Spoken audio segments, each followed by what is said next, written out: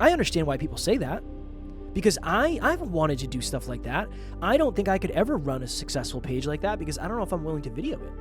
I don't know if I'm willing to do that strategy. I'm not saying it's wrong too. I think it's right too, because if you really want to help as many people as possible, that's the way to do it.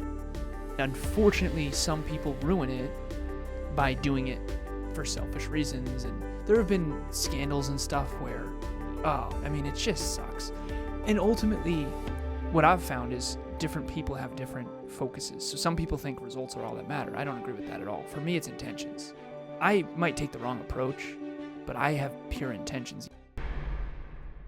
Next Level Nation, welcome back to another episode of Next Level University, where we help you level up your life, your love, your health, and your wealth. Today, for episode number 1958, happy Saturday if you are listening on the day it drops. Finding your purpose is half the equation. Honestly, maybe half the equation, maybe less. I don't know. I did an Instagram story last night, and I've been trying to do Instagram stories just based on what I'm learning from clients. Like, I just want to do hyper-conscious Instagram stories. And I've been calling them my little mini TED Talks. And the one I did last night is where I was talking about how controversial take, potentially, finding your purpose does not lead to success. I don't think finding your purpose makes life any easier. I don't think finding your purpose guarantees anything. Maybe other than more clarity than you would have if you didn't find your purpose. But I think it's one of those common bumper sticker things of, if you love what you do, you never work a day in your life. I've heard many about purpose too. No, you still work every day. If you are working in your purpose, like, everything is good. It's like, well, no. I think there's extra why. There's more of a why power for sure. There's more soul. You feel more connected to the work you're doing. You feel like it matters more. You have a deeper connection to it. But you know how many people I've worked with who feel like they're living in their purpose, who decided to go in a different direction because it wasn't working? I think that we get nervous. I know I was in the beginning. I was nervous to talk about how much strategy was paired with purpose, because I think it seems like it subtracts from the heart that you're putting in. I mean, we all know somebody who has a massive heart, who really wants to do it, but they don't know how to do it. They probably need some strategy. Just like Sorry.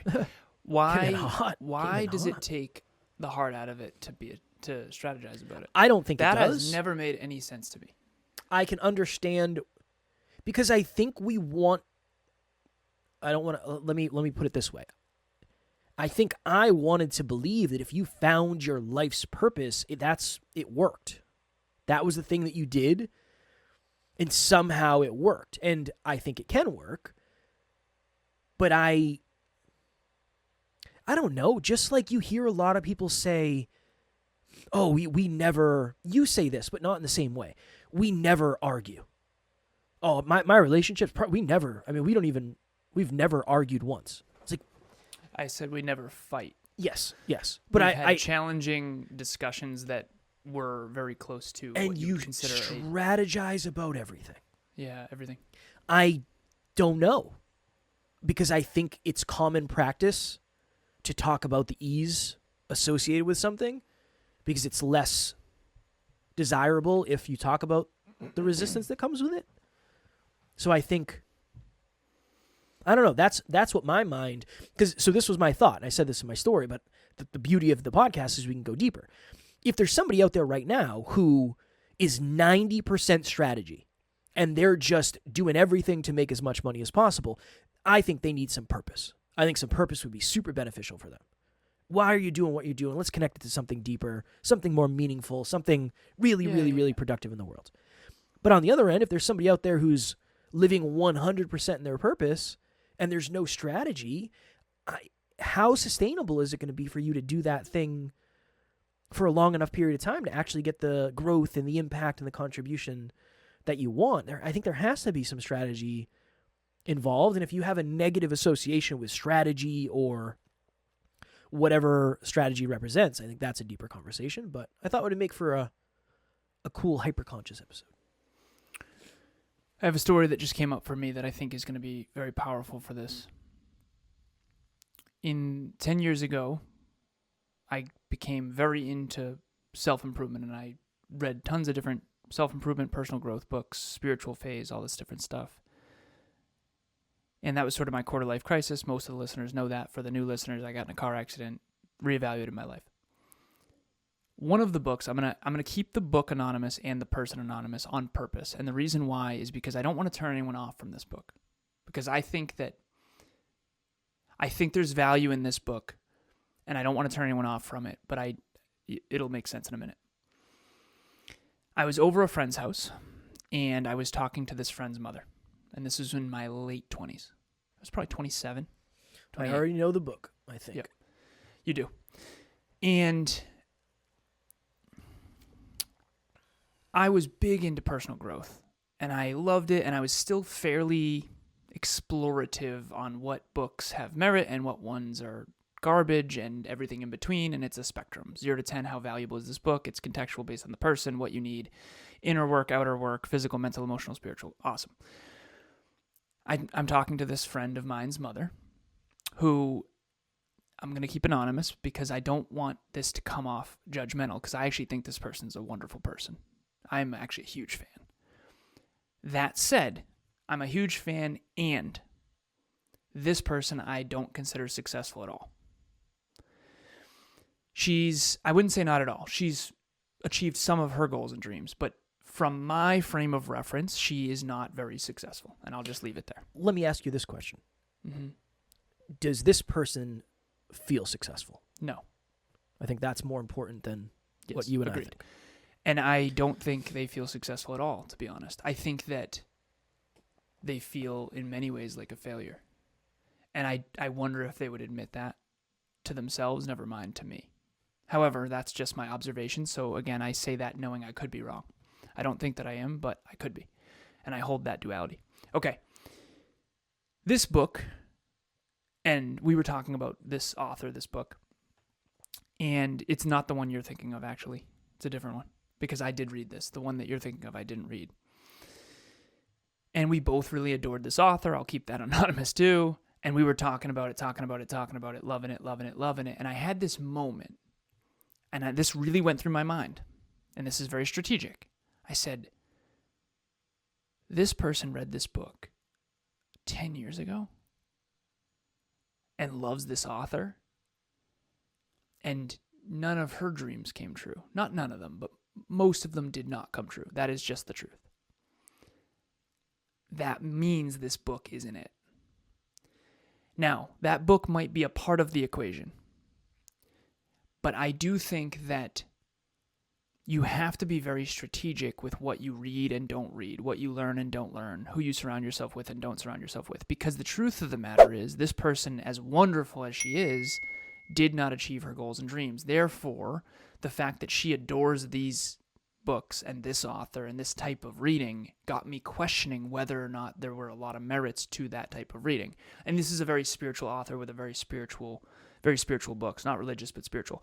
And I had to think about it. I had to go, Alan, that's not the difference maker, most likely. You need to go and explore some other stuff. You gotta get out of this phase, because you're kind of broke too now. You're not doing as well as you used to do. You need to figure this out. This is obviously not the answer.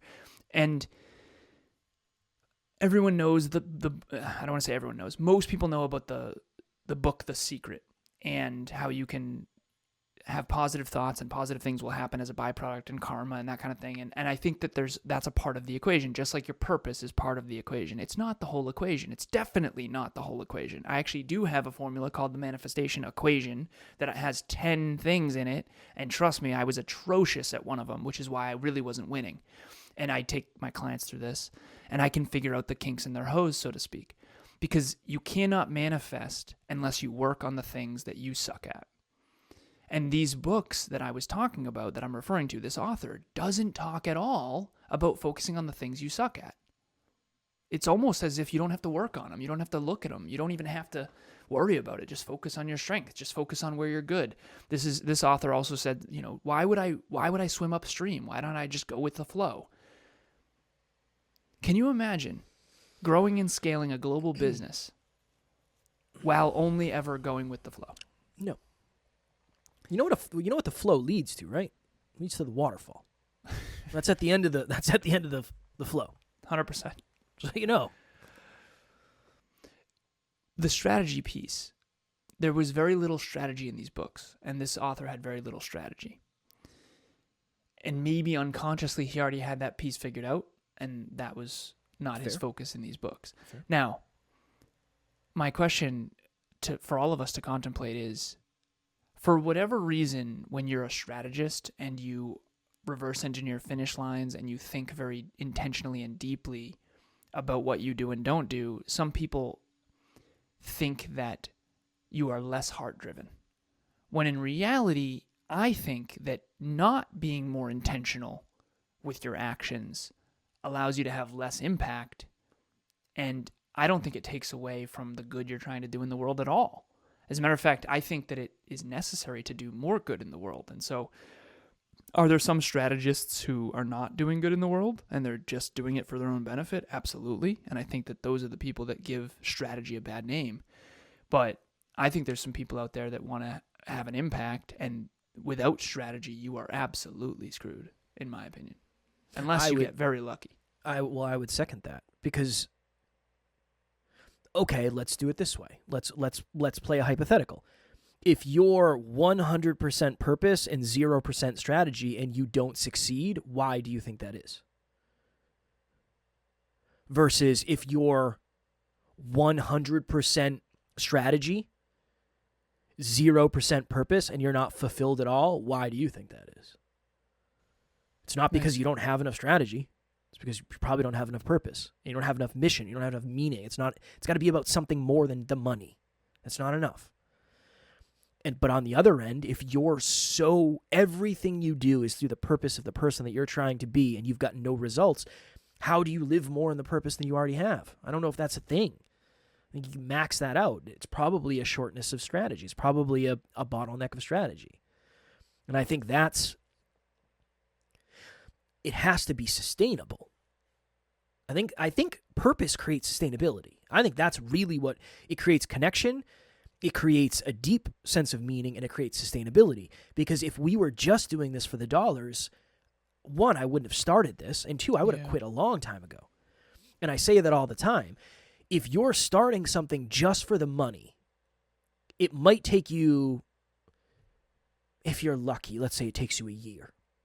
Let's say if you're lucky, it takes you a year. If you're starting for purpose, if you're starting for impact, if you're starting for contribution, you can get that right away. Yeah. You record a podcast episode, you get 6 listens. Guess what? That's contribution, and that's purpose, and that's impact. Is that the level that you want? Maybe not. Are you going to make money with that? Definitely not. Definitely not. Unless all 6 of your listeners want to give you $100 a month, you make $600 a month. That'd be awesome.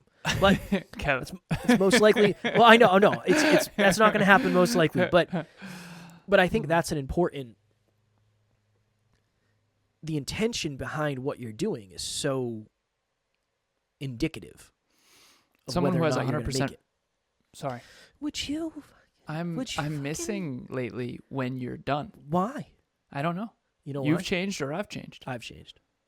You don't know that. No, I think I find myself looking down more. Like if you're watching on YouTube right now, I'm just looking at my keyboard. I find myself not looking at you as much because I'm like really thinking. So I don't think I'm giving you the verbal cues. Next time, I'll just, when I'm done, I'll flip you off. Throw the middle finger up. Say, hey, man, I'm getting close to being done. So, yeah, I think it's me. It's a me problem. If someone's entirely purpose and no strategy, I would be willing to bet that they have more fulfillment and less external success. If someone is all strategy and no purpose, they probably have a lot of external success, but very little fulfillment internally. And so you do need both. And that's what makes life so challenging, because usually you're really good at one or the other. And I remember times in my life where I had goals and I strategize on how to achieve those goals, but the means to reach those goals, like cheating on a vocab test, were not fulfilling. That wasn't fulfilling. I didn't want to cheat on that vocab test. That didn't make me feel good about myself. Yeah, I got an A in the class. Congratulations, you cheated, right? That's a juvenile, stupid, immature thing to do, quite frankly. And it's also useless because you don't actually learn anything. Worked for me. And I Just fine. and I regret it. Again, I'm not the only student on planet Earth to cheat on a vocab test. But what I am saying is that is fucking stupid, because you don't become more, and you're not. If you don't become more, what is it? What will make you fulfilled is what you contribute and who you become. And who you become will make you really fulfilled or really regretful. And I think internal fulfillment comes from you versus you. I know that it does. And keeping the promises you make to yourself, growing to become a better version, contributing beyond yourself for something meaningful, which is your purpose, and then doing that for a profit. I really do.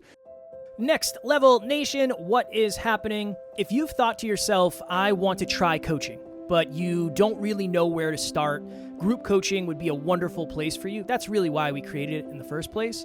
We start a new round every 90 days. So if you're hearing this, go to the website, nextleveluniverse.com, and we have the landing page where you can actually hold your spot right now. Even if there's a group going on right now, you can still lock your spot for the next one. The biggest thing that we've seen is as we get closer and closer to the date, unfortunately, some people end up missing. The group fills up and they can't do it, and then they end up regretting that. So please head over to the website. The link will be in the show notes, and we would love to see you there. I was at a speech yesterday, training. I'm calling it a training because it really was more of an intimate group. And we did the passion, turn your passion into purpose for a profit. And I showed these slides where passion is something that you adore. So fitness I used as an example. Purpose is helping people in fitness. There's someone I helped lose a lot of weight. Pulled that up. So the passion was me on stage, fitness show. That's do it yourself. The next slide was someone I helped lose a lot of weight. That's purpose. Help them too. So do it for yourself and then do it for others. And then the last one is profit, which is charge for it. And I told the kids, I said, I do my own self-improvement and I grow my own business. I've engineered my own fulfilling life. That was the name of the speech, training. So I did it myself. Now my purpose is to help you with self-improvement, unlock your potential, because I'm doing that for me, and now I'm helping you with it, and I'm doing it for a profit. I'm being paid to be here. That's business in the simplest form I can create. And some people have a job, some people have a career, some people have a calling. I think your calling is at the epicenter of those three, and you're the one who came up with that way back. Passion, purpose, profit. I don't know if you came up with all of them, but Passion, purpose, profit, I think I did, but not the calling. I think if you're at the epicenter of your passion, doing it for a purpose, for a profit, I think, and by the way, even nonprofits, you make money. You can make a salary for a nonprofit. I don't want to go through that rabbit hole, but essentially you can have a salary at a nonprofit. I have someone actually, one of my clients is applying to a nonprofit, and I tried to explain that doesn't mean you're going to make less money necessarily. It just means that they don't make a profit technically, and it's a whole thing. But passion, purpose, profit, your calling is at the center. And as long as and I feel like it's a target. We're all trying to aim at the center of that. Sometimes you're more profitable, sometimes you're less. Sometimes you're more passionate, sometimes you're less. Sometimes you're more purpose, sometimes you're less. Last night was a training. It was called a speech, but I'm calling it a training because trainings for me are more fulfilling. They're more intimate. They're more workshop-y. They're more questions and engagement. Everyone had their notebooks out. Okay, let's work this out. Questions. Whereas a speech is much more one to many. I like more intimate settings. And I think you're kind of the opposite. But ultimately, it was within my purpose, but I also did it for a profit. And if I didn't, my quality of life wouldn't increase. It's very complicated, the whole thing. What is something that you feel like you understand very clearly now about purpose that you didn't at when you and I first partnered up at 27, 28? That it isn't enough. I had so much purpose. When did that become clear to you? When we were broke as shit. It became clear to me when you and I got to a place where we couldn't sustain the purpose. So my purpose, it's written right here, to reach my own unique potential and help others do the same. Everything else is secondary. I do that through coaching, training, and podcasting with self-improvement, productivity, and business. And that's the clarity that I have at this stage. I was doing that in my own unique way. Not that exactly, but I was helping people unlock their potential back then. But I did it for less money and we went broke, and now I couldn't sustain it. So the purpose dies if you don't do it for a profit. And in this case, nonprofit would work too. And it doesn't mean you can't have a charity. We do charity work too. But you cannot, it got to the point where I couldn't afford my own course that I want to buy. And if I can't afford to buy a course, how am I supposed to, if I can't buy the productivity books and study them, how am I supposed to teach productivity? So it's very hard to sustain just purpose without any profit, without strategy, without work ethic and humility and fucking grit. That I say on purpose with a swear, because that is ultimately what did it. And you and I just had to say, all right, let's coach for free, and then let's do $50 a week, and then 75, and let's go from there and grow from there. And it did. It started all for free, and we were naive as shit. I think most people, this is why I would feel comfortable throwing those words out. I think most people have a negative association with charging for purpose, and here's why. I won't say charging, strategizing for purpose. There's this Instagram profile I follow, and this guy will go to a restaurant, he'll buy 15 pizzas, and he'll go give them to underprivileged people who are homeless, people who have lost their jobs, all sorts of amazing things. And a lot of people say, well, why can't you just do this? Why do you have to film it? Because if that person doesn't film it, and again, I know this is a fine line, but if that person doesn't film it and then have inspirational video, my nose is running, excuse me, to share on social media with a link to the GoFundMe, that whole thing dies. Yeah. Unless they're Bruce Wayne and they have enough money to do it forever, but they don't. That's how this whole thing, I remember Alan and That's sustainable giving. Yeah. Sustainable giving. Alan and I had a mentor who said, hey, I want to, I don't remember how it happened. I think he gave us money to donate to someone. Yeah. But he said, you have to record a video. And I remember I was like, I don't know if I can do this. Like, I feel weird about this. Yeah, because we donated the money to a school that needed clothing for the kids. I remember feeling that was a good video though. It was a good video, but I remember feeling I definitely had a little resistance to that. I remember thinking to myself, I feel like do I have tissue on my face? I feel like I am taking advantage almost. And I can understand why people say that, because I've wanted to do stuff like that. I don't think I could ever run a successful page like that, because I don't know if I'm willing to video it. I don't know if I'm willing to do that strategy.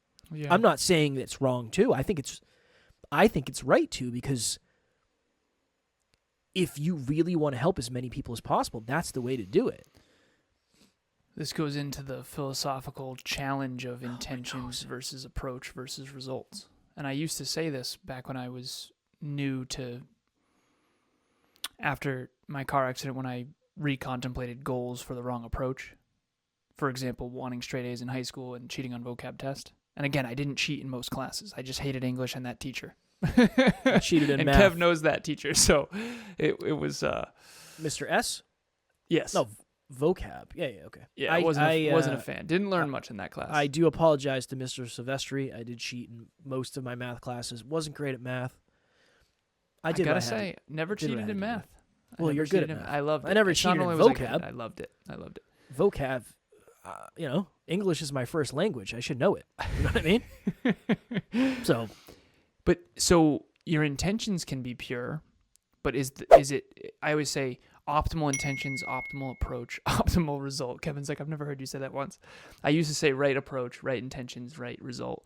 So you have your intentions. I want to give in my purpose. Okay, your approach is I want to take this video of giving pizzas and I want to record it. And then the results is, okay, people see that and now they want to be more generous. And then they, Yes. So it's a cycle. And unfortunately, some people ruin it by doing it for selfish reasons. And there have been scandals and stuff where, it just sucks. Yeah. And ultimately, what I've found is different people have different focuses. So some people think results are all that matter. I don't agree with that at all. For me, it's intentions. I might take the wrong approach, but I have pure intentions. Emilia said that about the training yesterday because she was there. And she said, you were so sincere. Like, you just wanted to help them unlock their potential. It was so obvious that you care so deeply about just helping them reach their fucking potential. And sometimes your approach was a little intense. But I think the kids knew. Not kids. Adults. You're an old man now. You could It's call weird them kids. to say that. Yeah, they're kids. They were 20, 19, and 18.